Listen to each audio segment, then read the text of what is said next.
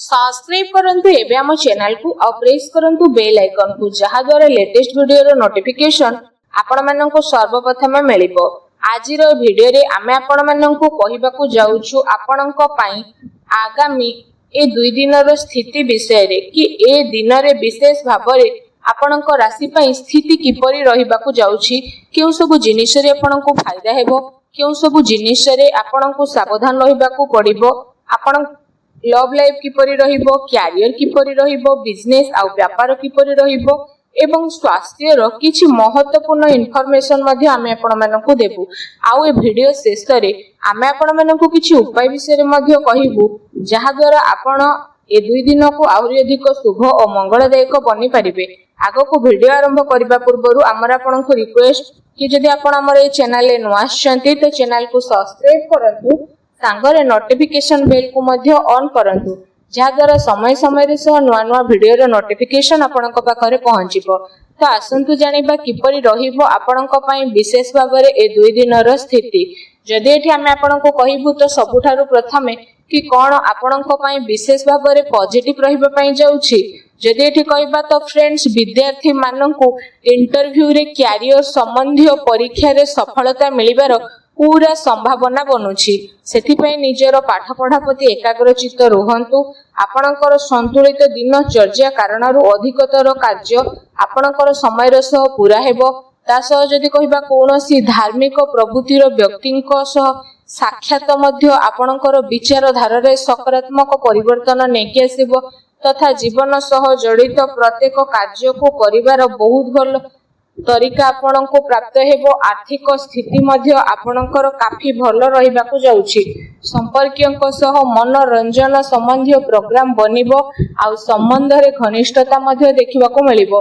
पूर्व समय जेउ सबु कार्य प्रति आपण परिश्रम करूथिले एबे से सबुर शुभ परिमाण आशा ठारू अधिक आपनको प्राप्त हेबो।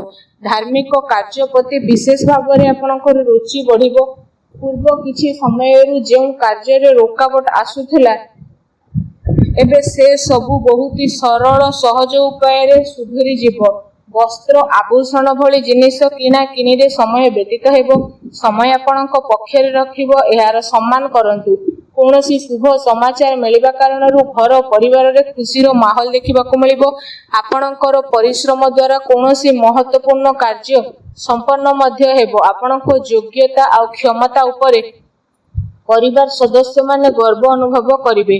कोनोसी विशेषज्ञ व्यक्तिर परामर्श सहयोग आपणकर हजि जाइथिबा प्रतिष्ठा को पुणी थरे हासिल करिवो, जहा द्वारा आपणकर आत्मविश्वास रे वृद्धि हेबो। घरे कोनोसी धार्मिक आयोजन मध्य संपन्न आपणकर हेबो। ए दिन आपणक पई बहुत ही भल दिन सिद्ध हेबो। ए दिन रे आपणको नुआ नुआ सफलता मिलिबार अनेक ही जोग बनुछि। आसंतु जानिबा आपणक पई कोन ए दिन रे नेगेटिव रहिबो। फ्रेंड्स को सहित विशेष भाबरे अजथा बुला बुली रे निजर टाइम को वेस्ट करंतु नाही। निजर शारीरिक ऊर्जा को बनै के रखंतु। अलस्वामी रे मनोरंजन रे समय व्यतीत करबा द्वारा बनुथबा कार्य रे अघटन आसी पारे। निजर महत्वपूर्ण दस्तावेज को संभाली के रखंतु। केही यार भूल व्यवहार मध्य करि पारंती। ए कारणरू विशेष भाबरे आपणकर स्वाभिमान को मध्य आघात लागि पारे। संतानकर गति विधि उपरे कड़ा नजर रखंतु। पिलांको समस्या को शांतिपूर्ण सुझातु। तांको रागिबा क्रोध करिबा द्वारा तांको भितरे अहंकार भाव जागृत होई पारे। काल्पनिक कथा उपरे अधिक ध्यान न देकी यथार्थ उपरे विश्वास करंतु, किंतु ध्यान रखंतु कोनोसी भी कार्य को करिबा पूर्व तार भल खराब उपरे आपण विचार करिवार अति आवश्यकता रहिछि, कारण किछि खराब हेबार संभावना लागुछि। एहा सहित अधिकतर समय घर बाहर व्यतीत करबाको पड़ी पारे, किंतु सफलता प्राप्त करिबा पई मर्यादा रो ध्यान रखिबा आपणक पई आवश्यकता रहिछि। कोनोसी अनुचित कार्य आपणकर क्रोधपूर्ण व्यवहार आपणकर योजना को बिगाड़ी देबो, तेणु सावधान रहंतु। अन्यर सुलझाबा उपरे गंभीरतार सह विचार करंतु तथा अजथा खर्च ठारू दूरे रुहंतु। अजथारे कोनोसी महत्वपूर्ण खर्च आपणकर आसी पारे। ता सहित कोनोसी निकट संबंधीयक द्वारा मत भेद हेबार पूरा संभावना रहिछि। सावधान रहंतु। आसंतु जानिबा ए दिन रे आपणकर लव लाइफ किपरि रहिबो। विवाहित जीवन आपणकर सुखमय रहिबो। ପ୍ରେମ ସମ୍ବନ୍ଧରେ କାଫି ମଜବୁତତା ଆସିବ। ପ୍ରେମ ସମ୍ବନ୍ଧ ପାଇଁ ଏ ଦିନ ବହୁତ ହି ଆପଣଙ୍କ ପାଇଁ ଅନୁକୂଳ ରହିବ। ପାରିବାରିକ ଗତିବିଧିରେ ଆପଣଙ୍କର ସହଯୋଗ ସମର୍ପଣ ବାତାବରଣକୁ ଆହୁରି ଅଧିକ ଖୁସିଭରା ମଧ୍ୟ କରିଦେବ ତଥା ଆପୋଷିକ ସମ୍ବନ୍ଧରେ ଆହୁରି ଅଧିକ ଘନିଷ୍ଠତା ଦେଖିବାକୁ ମିଳିବ। ପତି ପତ୍ନୀଙ୍କ ସମ୍ବନ୍ଧରେ ମଧୁରତା ଆସିବ। କୌଣସି ବି ମହତ୍ତ୍ୱପୂର୍ଣ୍ଣ କାର୍ଯ୍ୟରେ ନିଜ ଜୀବନସାଥୀଙ୍କର ପରାମର୍ଶ ଅବଶ୍ୟ ନିଅନ୍ତୁ। ଏ ଦିନ ପ୍ରେମ ସମ୍ବନ୍ଧକୁ ଆହୁରି ଅଧିକ ମଜବୁତ ବନେଇବା ପାଇଁ ଗୋଟେ ବହୁତ ହି ଭଲ ଦିନ ସାବ୍ୟସ୍ତ ହୋଇଯିବ। ଆସନ୍ତୁ ଜାଣିବା ଏ ଦିନରେ ଆପଣଙ୍କର ବ୍ୟବସାୟ ଆଉ କ୍ୟାରିୟର କିପରି ରହିବ। ବିଶେଷ ଭାବରେ ଗ୍ରହଙ୍କର ସ୍ଥିତି ଆପଣଙ୍କ ସପକ୍ଷରେ ଯିବ। କିଛି ଭଲ କାର୍ଯ୍ୟ ଆପଣଙ୍କୁ ସପୋର୍ଟ ଦେବ। ଆଉ କିଛି ଉଚିତ ନୂଆ ଅବସର ଆପଣଙ୍କୁ ମିଳିବ। ଚାକିରି ପେଶା ବ୍ୟକ୍ତି ନିଜର କାର୍ଯ୍ୟକୁ ବହୁତ ଅଧିକ ଧ୍ୟାନପୂର୍ବକ କରିବେ। କୌଣସି ଭୁଲ ହେବାର ସମ୍ଭାବନା ମଧ୍ୟ ରହିଛି। ଦୈନିକ ଆୟରେ ଯେହେତୁ ବୃଦ୍ଧି ହେବ ତ ଆପଣ ନୂଆ ନୂଆ କାର୍ଯ୍ୟକୁ ମଧ୍ୟ ଆପଣେଇବେ ଆଉ ଧ୍ୟାନ କେନ୍ଦ୍ରିତ ମଧ୍ୟ କରିବେ। କୌଣସି ନୂଆ ପ୍ରପର୍ଟି ମିଳିବାର ସମ୍ଭାବନା ରହିଛି। ଚାକିରି ପେଶା ବ୍ୟକ୍ତିଙ୍କୁ ନିଜର ଟାର୍ଗେଟ ପୂରା କରିବାରେ ବଡ଼ ଲାଭ ମଧ୍ୟ ପ୍ରାପ୍ତ ହେବ। କୌଣସି ନୂଆ ପଦପ୍ରାପ୍ତିର ଯୋଗ ମଧ୍ୟ ବନୁଛି।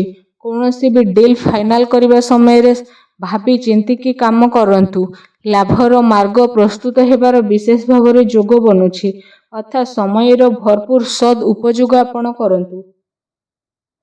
ସବୁ ପ୍ରକାରର ଗତିବିଧି ସୁଚାରୁ ରୂପେ ରହିବ ଏବଂ ଚାକିରି ପେଶା ବ୍ୟକ୍ତିମାନଙ୍କୁ ନିଜର କାର୍ଯ୍ୟ ଉପରେ ଟିକେ ସାବଧାନ ରହିବାର ଅତି ଆବଶ୍ୟକତା ରହିଛି। ଅନ୍ୟଥା ଅଧିକାରୀ ବର୍ଗଙ୍କର କ୍ରୋଧର ଶିକାର ହେବା ପାଇଁ ଆପଣଙ୍କୁ ପଡ଼ିପାରେ। ବ୍ୟବସାୟିକ ବିଚାର ସମ୍ବନ୍ଧୀୟ ବାତାବରଣ କୌଣସି ବି କାର୍ଯ୍ୟକୁ ଆପଣ ସ୍ଥଗିତ କରିକି ରଖନ୍ତୁ।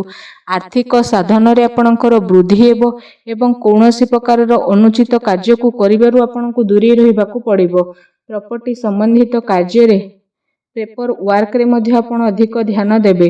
ଟିକେ ଅସାବଧାନତା ଆପଣଙ୍କୁ କୌଣସି ବଡ଼ ମୁସ୍କିଲରେ ମଧ୍ୟ ପକାଇ ପାରିବ।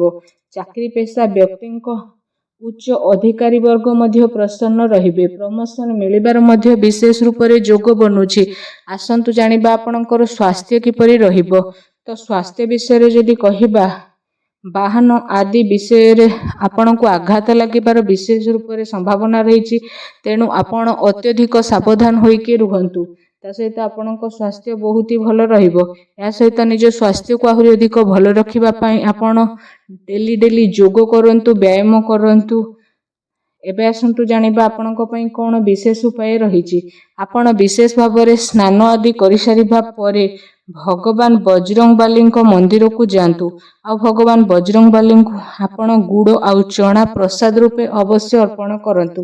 ଏହା ସହିତ ସେଠି ବସି ହନୁମାନ ଚାଳିଶାର ମଧ୍ୟ ପାଠ କରନ୍ତୁ। ସ୍ଥିତି ଆପଣଙ୍କ ପାଇଁ ବହୁତ ଭଲ ରହିବ। ଭିଡ଼ିଓ କେମିତି ଲାଗିଲା କମେଣ୍ଟ କରିକି ଜଣାନ୍ତୁ। ଚ୍ୟାନେଲରେ ନୂଆ ଆସିଲେ ଚ୍ୟାନେଲକୁ ସବସ୍କ୍ରାଇବ କରନ୍ତୁ। ଧନ୍ୟବାଦ।